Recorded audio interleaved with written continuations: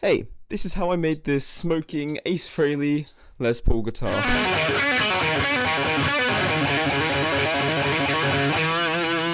I've looked up to Ace Frehley since I was about 8 years old, and I always thought this smoking guitar was one of the coolest things in rock.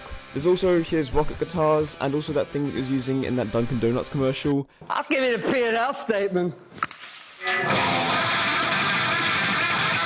But to me, the simple smoking guitar was just my favourite.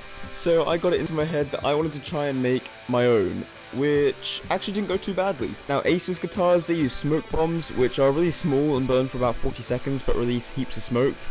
But it is not the 70s anymore, which means I can't do that because I can't imagine any venue that wouldn't have a heart attack if you tried to use them with the smoke detectors. So I decided to do what he started doing around 2015, which is using a fog machine instead. So I looked around for a bit and I ended up settling on this small compact thing, which is basically a vape with a little pump behind it. And there's also a battery and stuff, but that's the main section of it. For the lights, I wanted to take the back panel from an LED light panel and cut it up to size, but that didn't work.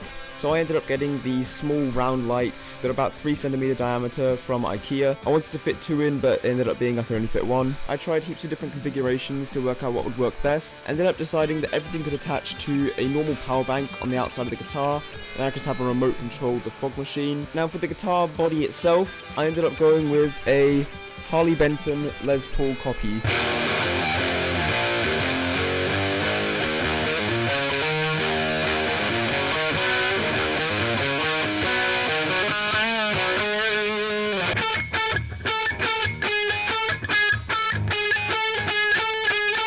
So the first thing I did was take off all of the strings that get to the inside, which kind of hurt because they were perfectly good new strings, but it had to be done. Then I took off the back panel and I unsoldered the neck pickup, and then I could just unscrew it and rip it straight out. And that left me with the hole that I was going to have to work with.